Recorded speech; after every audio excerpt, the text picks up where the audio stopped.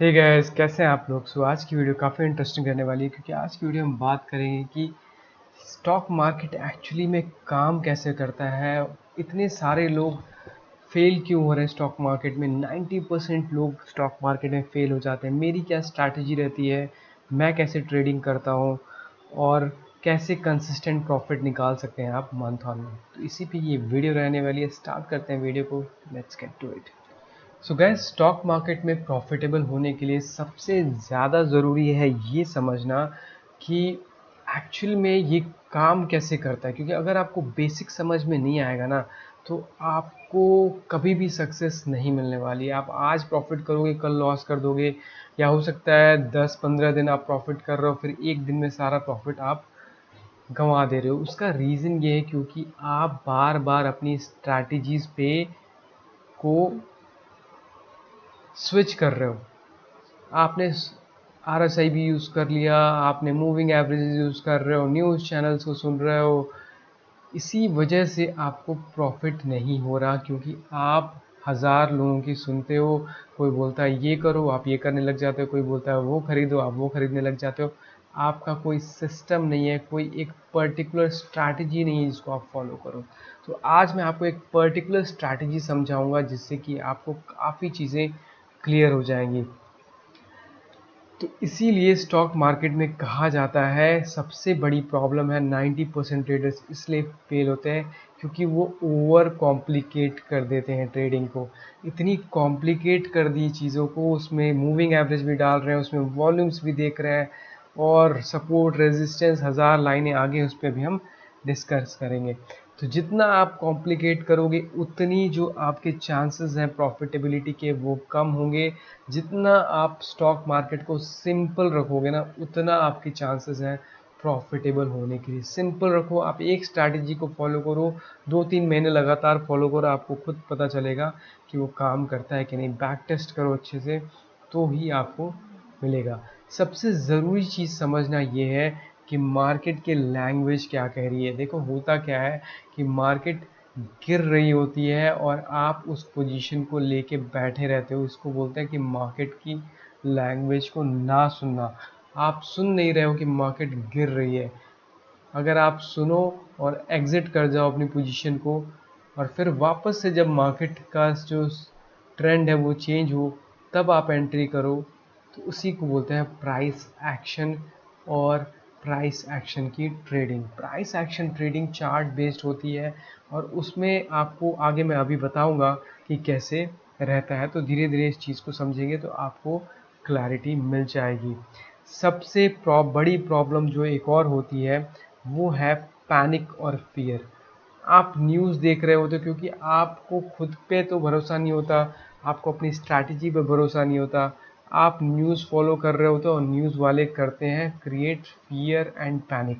Market गिरती है तो बोलने लग जाते हैं मार्केट क्रैश हो गया, क्रैश हो गया, एंड उसकी वजह से पैनिक आ जाता है, मार्केट गिर जाती है। और उसके बाद जब थोड़ी सी ऊपर जाने लग जाती है तो हर जगह बताते हैं मार्केट बुलिश हो गया, बुलिश हो गया, और आप उसमें एंटर कर जाते हो, ऊपर के लेवल पे फंस जाते हो।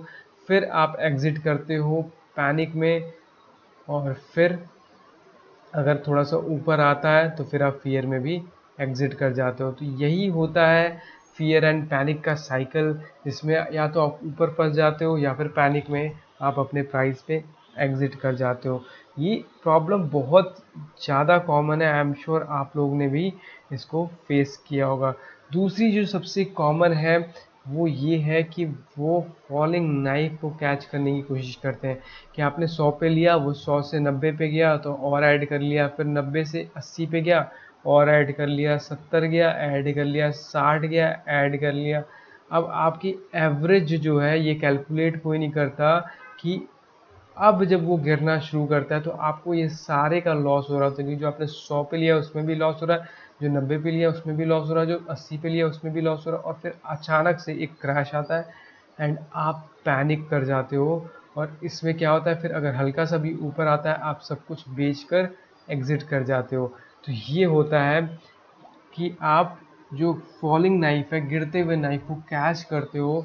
तो आपके साथ यही होता है जो आपको इस इमेज में दिखाया गया है। इसी वजह से मोस्टली लोग सक्सेसफुल नहीं हो पा रहे हैं ट्रेडिंग में। उसके बाद जो नेक्स्ट चीज़ है जो समझनी है, स्टॉप लॉस को यूज़ नहीं करते। उनको लगता है मैं स्टॉप लॉस लगाऊंगा तो स्टॉप लॉस तो मेरा हिट ही हो जाना है। देखो यही प्रॉब्लम है, क्योंकि आपने बैक टेस्ट नहीं किया, आपने चेक नहीं किया कि कितनी बार आपका स्टॉप लॉस हिट हो रहा है और मार्केट ऊपर जा रही है। एक दो बार ऐसा होगा कि मार्केट ऊपर गई, आपने स्टॉप लॉस लगाया था, तो मार्केट थोड़ा सा नीचे आके आपका स्टॉप लॉस हिट करके वापस चले गए। लेकिन ये बार बार नहीं होगा। 10 में से मैं कहता हूँ 2 बार हो जाएगा या 3 बार हो जाएगा। लेकिन 2 या 3 बार ऐसा भी होगा कि मार्केट पूरी तरीके से क्रैश कर जाएगी और आपका सारा प्रॉफिट जो महीनों का है वो सब ज़ीरो हो जाएगा। अगर एक बार भी ऐसा होता है तो आपको 6-7 महीने का प्रॉफिट एक बार में ये ज़ीरो करेगा, क्योंकि उस टाइम पे न्यूज़ बाद में आती है। हमेशा ये याद रखो, न्यूज़ बाद में आती है। आप सोचते हो कि न्यूज़ आएगी तो हम न्यूज़ देख के एग्ज़िट कर जाएंगे। न्यूज़ वाले तो जो सामने है वो दिखाते हैं, स्क्रीन तो पहले ही जो स्मार्ट प्लेयर्स हैं वो पहले ही एग्ज़िट कर चुके होते हैं। तो ये स्टॉप लॉस की पावर है। अगर आप मार्केट से बचना चाहते हो एज अ ट्रेडर तो स्टॉप लॉस यूज़ करो, नहीं तो मार्केट तो आपको गिरा ही देगी। क्योंकि मार्केट क्या है, मार्केट दो प्लेयर से बना हुआ है। एक दूसरा प्लेयर जो आपके सामने अपोजिशन है वो आपका पैसा लेने के लिए वेट कर रहा है कि आप गलती करो और आपका पैसा वो ले जाए। अब देखो, सबसे ज़रूरी मार्केट्स को समझने से पहले सबसे ज़रूरी ये समझना है कि मार्केट का ट्रेंड क्या होता है, मतलब मार्केट किस फेज़ में है। मार्केट के कुछ फेजेस होते हैं ना, जैसे सीज़न समझ लो या साइकिल समझ लो। तो मार्केट के 3 फेजेस माने गए हैं। पहला होता है अप ट्रेंड, की मार्केट जो है वो ऊपर जा रहा है, उसमें स्विंग्स आते हैं। ऐसा नहीं है कि अगर मार्केट कभी भी एक सीधी लाइन में नहीं चलती, थोड़ा बहुत उसमें प्रॉफिट बुकिंग आती है। जैसे थोड़ा सा ऊपर गया, कुछ लोगों को लगा कि मार्केट में प्रॉफिट बुक कर लेना चाहिए, वो प्रॉफिट बुक करते हैं। फिर जो लेफ्ट आउट फील कर रहे होते हैं वो यहाँ पर बायर्स बन जाते हैं, फिर वो बाई करके और मार्केट ऊपर ले जाते हैं। फिर प्रॉफिट बुकिंग आती है, फिर बाइंग आती है, और ये होता है अप ट्रेंड में। अप ट्रेंड में क्या होता है कि जो प्रॉफिट बुकिंग आती है वो उतनी इंटेंस नहीं होती कि पिछले लो को ब्रेक कर दे। ठीक है, आप देखोगे यहाँ कहीं भी पिछले लो को ब्रेक नहीं कर रहा। ये जो लो है और उसके बाद ये जो लो बना, ये हायर हाई बना, मतलब हायर लो हायर हाई बनता है। ये हायर लो है और ये हायर हाई है। जितनी बार हाई बनाएगा नया हाई बनाएगा, और जितनी बार लो बनाएगा नया हायर लो बनाएगा।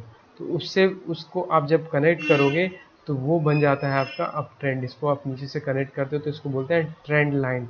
उसके बाद क्या होता है, कई बार ऊपर जाने के बाद कोई न्यूज़ आने से पहले मार्केट थोड़ा सा रेस्ट लेती है या कंसोलिडेट करती है। उसको बोलते हैं कि मार्केट ब्रीथ कर रही है, या ऊपर या नीचे अभी जा नहीं रही। जैसे कोई इलेक्शन आने वाला है, कोई रिजल्ट आने वाला है, कोई गवर्नमेंट की पॉलिसी चेंजेस हो रहे हैं, रेट कट होने वाला है, तो उसके बाद मार्केट एक वेट एंड वॉच सिचुएशन में जाता है।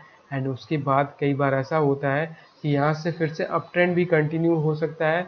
और अगर जो लोग बायर्स थे उन्होंने अपने स्टॉप लॉस या अपने प्रॉफिट बुकिंग शुरू करी जब मार्केट थोड़ा सा नीचे आया, कोई बैड न्यूज़ आई, तो फिर मार्केट का ट्रेंड चेंज होता है। और इसके ऊपर को लाइन को कनेक्ट कर दो तो ये बन जाती है ट्रेंड लाइन, कि डाउन ट्रेंड में अब मार्केट चला गया। तो जैसे अप ट्रेंड में जाता है वैसे ही डाउन ट्रेंड में भी जाता है। तो ये चीज़ आपको समझनी पड़ेगी कि मार्केट के 3 साइकिल क्या होते हैं। अब इसमें एक और चीज़ समझने की ज़रूरत है कि 2 लेवल्स होते हैं। एक होता है, मान लो जैसे कि लेवल्स कैसे काम करते हैं मार्केट में, सपोर्ट एंड रेजिस्टेंस अगर आपको पता है, जिसको सप्लाई और डिमांड भी बोलते हैं। डिमांड क्या होता है कि प्राइस अगर नीचे आ गया तो वहाँ पर डिमांड बन जाएगी। जैसे मान लो मार्केट में कोई चीज़ सस्ती हो गई, गोल्ड सस्ता हो गया, तो डिमांड बढ़ जाएगी और उसमें बाइंग आएगी और फिर उसको ऊपर ले जाएगा प्राइस। फिर ऊपर महंगी हो जाएगी, लोग बेचना शुरू करेंगे, तो फिर प्राइस धीरे धीरे नीचे आ जाएगा। और ये एक साइकिल बन जाता है, इसको बोलते हैं सपोर्ट एंड रेजिस्टेंस। तो नीचे एक सपोर्ट बन जाता है, ऊपर एक रेजिस्टेंस बन जाता है। ये सपोर्ट एंड रेजिस्टेंस लोग बनाते हैं क्योंकि लोग उस टाइम पे क्या सोच रहे हैं कि प्राइस सस्ता हो गया है या फिर महंगा हो गया है। अभी हमें इस चीज़ को समझने की ज़रूरत नहीं है कि लोग क्या सोच रहे हैं। जो लोग सोच रहे होंगे ना वो चार्ट में दिख जाएगा, क्योंकि जब वो सोच रहे हैं कि सस्ता हो गया तो खरीदेंगे, और खरीदेंगे तो क्या होगा, प्राइस वापस से मूव करना शुरू कर देगा। तो हमें सिर्फ ये पहला साइन देखना होता है कि प्राइस मूव कर रहा है तो फिर ये सपोर्ट को रिस्पेक्ट कर रहा है। और ऊपर अगर प्राइस वहाँ पर ऊपर जाने के बाद वहाँ से अगर रिट्रेस कर रहा है तो इस लेवल को रेस्पेक्ट कर रहा है, तो ये बन गया हमारा रेजिस्टेंस और ये बन गया सपोर्ट। अभी के लिए सिर्फ इतना अगर आप समझ जाओ, ज़्यादा दिमाग लगाने की ज़रूरत नहीं है। आगे अभी मैं आपको और चीज़ें क्लियर करूँगा। तो अब क्या होता है, कई बार ऐसा भी होता है कि प्राइस इस लेवल के ऊपर निकल जाती है। तो अगर इसके ऊपर प्राइस निकल रही है, इसका मतलब है कि बायर्स डोमिनेट कर रहे हैं, सप्लाई कम हो रही है चीज़। कई बार आप देखोगे अनियन के प्राइसेस स्काई रॉकेट हो जाते हैं, 200 250 300 भी चले जाते हैं टमाटोज़ के प्राइस। तो उस समय क्या होता है कि डिमांड बढ़ गई और सप्लाई कम हो गई, फिर गवर्नमेंट कोशिश करती है कि सप्लाई और बढ़ाए। तो इस सिचुएशन में क्या होता है, प्राइस इस लेवल से ऊपर निकलता है और इसी को बोलते हैं ब्रेकआउट ट्रेडिंग, मतलब कि ब्रेक कर रहा है रेंज के। रेंज ब्रेक कैसे हो रहा है, जैसे समझ लो कि एक कंसोलिडेशन के बाद मार्केट ब्रेक कर रही है वेट एंड वॉच के बाद। तो ब्रेक दो साइड होती है, या तो ऊपर की साइड या नीचे की साइड। हमें ये चीज़ अगर समझ गए कि मार्केट जो है ब्रेक कर रही है, अभी मैं आपको रियल एग्जांपल से भी समझाऊंगा, तो आपको समझ आ जाएगा कि ओवरऑल ट्रेडिंग कैसे करते हैं और मेरी कैसे स्ट्रेटजी रहती है। सो आई होप यहाँ तक अभी बेसिक आपको क्लियर हो गया होगा कि कैसे मार्केट काम करती है, उसमें क्या क्या साइकिल होते हैं, सपोर्ट एंड रेजिस्टेंस होता है, और जब इसको ब्रेक करता है तो उसको बोलते हैं ब्रेकआउट ट्रेडिंग। अब इसमें एक चीज़ होती है कि जब इसको ब्रेक करने के बाद कई बार ये नीचे यहाँ पर रीटेस्ट के लिए भी आता है। तो इस रीटेस्ट पे क्या होता है ना कि यहाँ भी लोग एंटर करते हैं, क्योंकि एक बार प्राइस निकल गया तो फिर थोड़ा सा नीचे आता है, तो थोड़ा सा सस्ता हो गया ना, तो सस्ते में फिर से लोग खरीद के ऊपर ले जाते हैं। इसको बोलते हैं रीटेस्ट एंट्री, कि प्राइस थोड़ा सा नीचे आया तो आपने क्या किया, रीटेस्ट, ये जो एक ब्रेक किया, ब्रेक करने के बाद उसी जोन पे रीटेस्ट किया। लेकिन आपको ये याद रखना है कि पीछे वो पॉइंट्स आपको पता होने चाहिए, और उनको जब कनेक्ट करोगे तो एक लाइन ड्रॉ होती है, इसको बोलते हैं रेजिस्टेंस एंड सपोर्ट की लाइन। ठीक है, तो आई होप इतना अब आपको क्लियर हो गया होगा। अब एक चीज़ ज़रूरी है समझनी, कि क्या होता है ना कि प्राइस में, जैसे मान लो कि आप किसी चीज़ में एंटर हो गए, किसी प्राइस में, मान लो आपने कोई स्टॉक खरीद लिया, स्टेट बैंक खरीद लिया, या फॉर एग्जांपल रिलायंस खरीद लिया। रिलायंस का प्राइस मान लो 1500 का था, आपने 1500 पे खरीदा, वो थोड़ा सा नीचे आके फिर ऊपर गया, 1600 1700 पे चला गया, फिर नीचे आया, फिर 1800 पे गया। अब क्या हुआ ना, अब इसमें आपको दिख रहा हो कि एक अप ट्रेंड इस्टेब्लिश है, लेकिन अब आपने अगर 1500 पे एंटर किया, 1500 से वो 1600 गया, अब आपका एग्जिट स्ट्रैटेजी क्या है, जिसको बोलते हैं चेंज ऑफ कैरेक्टर, मतलब मार्केट का ट्रेंड कब चेंज हो रहा है ये आपको पता होना चाहिए। जैसे मान लो कि अब आप इसमें कहाँ एग्जिट करोगे, लोग गलती क्या करते हैं, कहीं भी एग्जिट मारते हैं 16-17 से, लेकिन एग्जिट करने का एक प्रोसेस होता है, एक तरीका होता है, उसको मैं आपको बताता हूँ। कि जब ना मार्केट जब तक एक स्विंग्स बना रहा है कोई दिक्कत नहीं है, नए हाई बना रहा है, जैसे आपने दिख रहा होगा नए हाई बना रहा है, जब तक मार्केट या कोई भी स्टॉक है नए हाई बना रहा है तब तक कोई दिक्कत नहीं है। और जब नया हाई बना रहा है उसके पीछे का लो क्या था वो ज़रूरी है।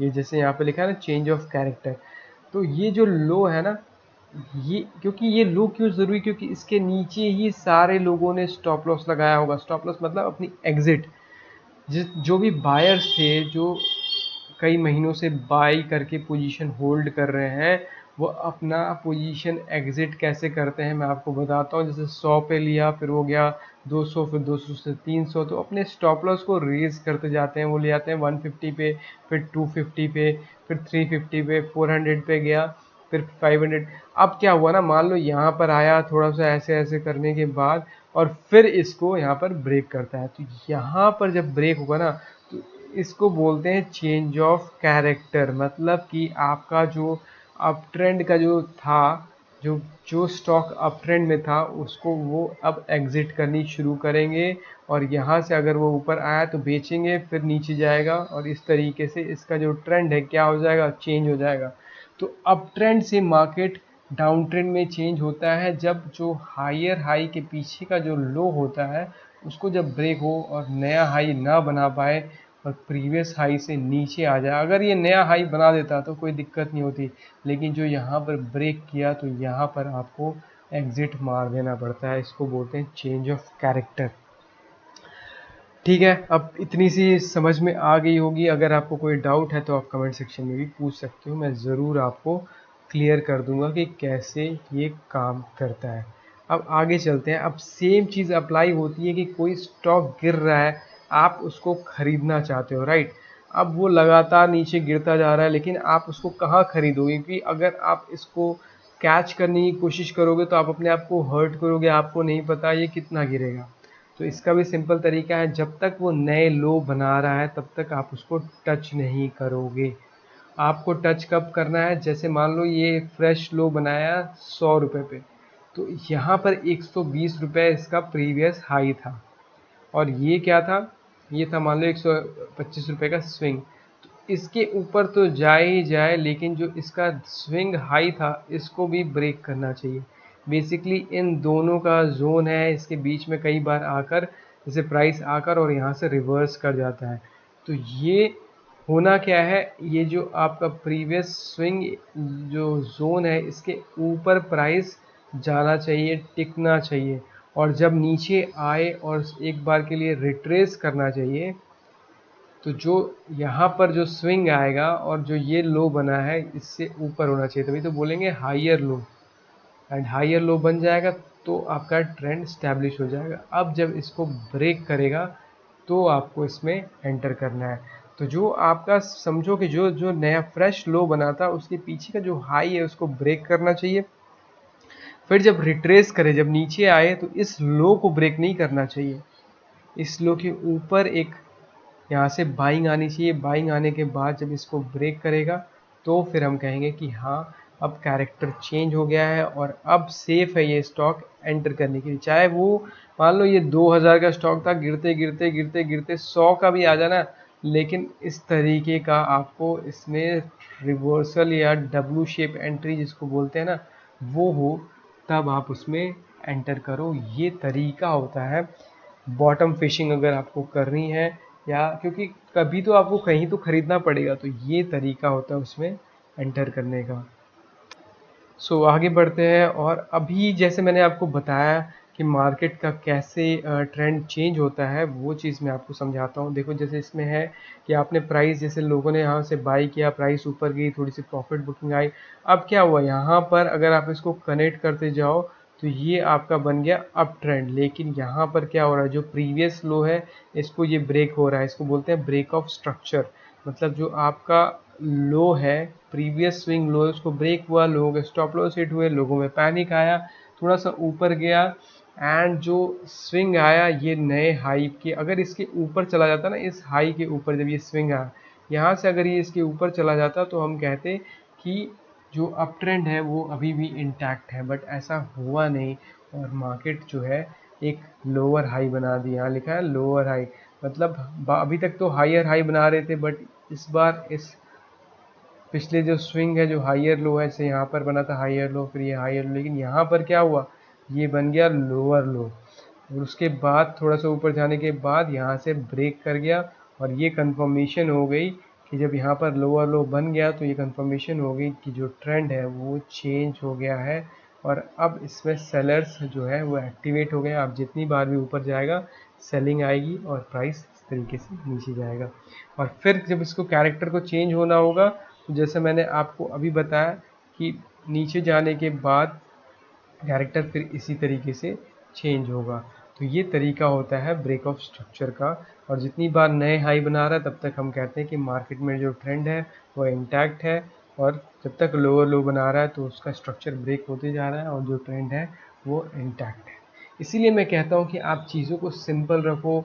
ढेर सारी आप यहाँ पर ट्रेंड लाइन बनाओगे, कोई फ़ायदा होने वाला नहीं है और आपको लॉसेस ही होगा। तो अगर आप रियल टाइम ट्रेडिंग करना चाहते हो तो आपको प्राइस एक्शन में घुसना पड़ेगा, इंडिकेटर से बाहर निकलना पड़ेगा। इस इंडिकेटर्स ने ही लोगों की दुनिया ख़राब कर रखी है। एक चीज़ और बहुत ज़रूरी है समझना कि हिस्ट्री हमेशा रिपीट करती है, क्योंकि मार्केट में जब बहुत ऑप्टिमिज्म आ जाता है तो उससे यूफोरिया आता है, एंग्जाइटी आती है, और फिर वही फियर और ग्रीड वाला एक साइकिल होता है। इसकी वजह से क्या होता है ना, एक पैटर्न क्रिएट हो जाता है, और उस पैटर्न को हमें पकड़ना होता है। हमें क्या है, हमें इंस्टीट्यूशंस को फॉलो करना है। हमें हम रिटेल ट्रेडर्स हैं, इंस्टीट्यूशंस के हज़ारों करोड़ के ऑर्डर लगते हैं। एक बार आप इंस्टीट्यूशंस को समझ गए ना कि वो क्या कर रहे हैं, और वो जब करते हैं, जब वो ऑर्डर पंच करते हैं तो वो मार्केट के चार्ट में दिखाई देता है। तो एक बार जब आपको चार्ट पे ही दिख गया तो फिर आपको दिक्कत नहीं आएगी। यही चीज़ अगर आप समझ गए ना तो आपको प्रॉब्लम नहीं आएगी। अब होता क्या है, मैं आपको चीज़ समझाता हूँ। जो बड़े बड़े इन्वेस्टर्स होते हैं ना, बड़े बड़े इंस्टीट्यूशंस होते हैं, म्यूचुअल फंड्स होते हैं, वो क्या करते हैं, वो एंट्री करते हैं तो आपको पहले दिखेगा नहीं, क्योंकि उनके बड़े लार्ज क्वांटिटी होती है, तो उसको बोलते हैं एक्यूमुलेशन। किसी कंपनी, कोई नई कंपनी मान लो शुरू हुई, या किसी कंपनी में कुछ पॉलिसी चेंज हुई, तो उस कंपनी में वो खरीदने लग जाते हैं, और उनके बाइंग से क्या होता है, प्राइस जो है नीचे नहीं जा रहा होता और एक जगह स्टैग्नेंट हो जाता है। क्यों? क्योंकि वो थोड़ा थोड़ा थोड़ा थोड़ा करके जितने भी सेलर्स हैं उनको बाहर निकालते हैं, और उसके बाद एक दिन क्या होता है, एक्यूमुलेशन इतना ज़्यादा हो जाता है कि वो फट जाता है, और जब वो फटता है तो उसी को बोलते हैं ब्रेकआउट। और उस ब्रेकआउट में हमें एंटर करना होता है। ये होती है मेरी स्ट्रैटेजी, जो मैंने आपको स्टार्टिंग में वीडियो में बताया था कि मैं आपको बताऊंगा कि क्या होती है मेरी ब्रेकआउट स्ट्रैटेजी। तो ये तरीका होता है मेरा एंटर करने का, और फिर आपको मिलता है एक बड़ा अप। इंट्राडे में भी होता है, और ये आप स्टॉक्स में भी कर सकते हो। तो आई होप अब आपको कुछ चीज़ें क्लियर हुई होंगी कि कैसे आपको एंट्री करनी है। आपको देखना है कि प्रीवियस जो लेवल है उसको ब्रेक कर रहा है या नहीं, और जब नीचे भी आ रहा है तो नए नए हाईज बना रहा है। इसको ब्रेक नहीं करना चाहिए, अगर नीचे आए तो ब्रेक नहीं करना चाहिए, नए नए हाई बनाए, और जब ब्रेकआउट दे तब आप उसमें एंट्री करो। इस तरीके का आपको ब्रेकआउट देखने को मिलेगा। जब एक्यूमुलेशन लेवल को निकालेगा तब आपको इसमें एंटर करना है। तो ये मेरा तरीका होता है, बड़ा बुलिश कैंडल पे मैं एंटर करता हूँ। कई बार मैंने अपनी वीडियोस बना रखी है, आप जाकर उसको चेकआउट कर सकते हो। अभी मैं आपको कुछ डिटेल्स में समझाने की कोशिश करी, तो आई होप वीडियो से आपको कुछ सीखने को मिला होगा। मिलते हैं आपसे अगले वीडियो में, तब तक के लिए take care, see you and bye.